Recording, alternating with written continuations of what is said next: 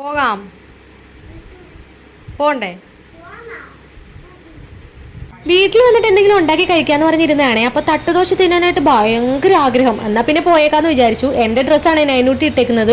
ഊരാൻ പറഞ്ഞിട്ട് ഊരിയില്ല. ഇതാണ് അത്ര പുതിയ ഫാഷൻ.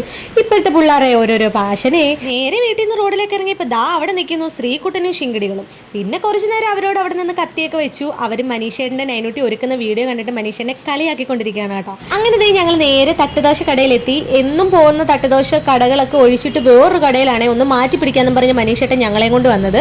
ആദ്യം വന്നപ്പോൾ എനിക്ക് അത്ര ഇഷ്ടപ്പെട്ടിട്ടില്ലായിരുന്നു. കാരണം അധികം തിരക്കൊന്നും ഇല്ലായിരുന്നു കേട്ടോ. എന്തോ എനിക്ക് അതിന് വേണ്ടി ഞാനിങ്ങനെ കുറേ നേരം മനുഷ്യൻ്റെ പള്ളു പറഞ്ഞിങ്ങനെ ഇരുത്തുകൊണ്ടിരുന്നപ്പോഴത്തേക്ക് ദോശ അവർ കൊണ്ടുവച്ചു.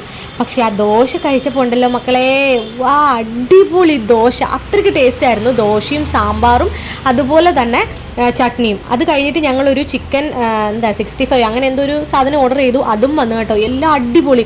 പിന്നെ കുറച്ച് കഴിഞ്ഞപ്പോഴാണ് സംഭവം മനസ്സിലായത്. ഇവിടെ കൂടുതലും പാഴ്സലാണ് കേട്ടോ പോകുന്നത്. നല്ല അടിപൊളി ഫുഡാണ്. എനിക്ക് ഒരുപാട് ഇഷ്ടപ്പെട്ടു.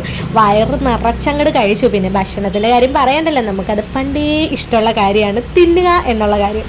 അങ്ങനെ ഭക്ഷണമൊക്കെ കഴിച്ചു കഴിഞ്ഞ് ഇറങ്ങിയപ്പോഴത്തേക്ക് നൈനൂട്ടിക്ക് ഐസ്ക്രീം വേണം. തൊട്ടടുത്ത കടയിൽ ഐസ്ക്രീം തിരക്കിയപ്പോൾ അവിടെ ഐസ്ക്രീം ഇല്ല. പിന്നെ തൽക്കാലം ഒരു മുട്ടായി വെച്ചിട്ട് അങ്ങോട്ട് അഡ്ജസ്റ്റ് ചെയ്ത് നേരെ ഞങ്ങൾ വീട്ടിലെത്തി. സിംബയ്ക്ക് വാങ്ങിച്ച ഫുഡ് അവനും കൊടുത്തിട്ട് അവിടെ ഇരുന്ന് കുറച്ച് മാങ്ങയും പൂളി തിന്ന് ഞങ്ങൾ ഇനി നേരെ ഉറങ്ങാൻ പോവാണ്. അപ്പോൾ അടുത്ത വീഡിയോയിൽ വീണ്ടും കാണാം. അതുവരെ എല്ലാവർക്കും ടാറ്റാ.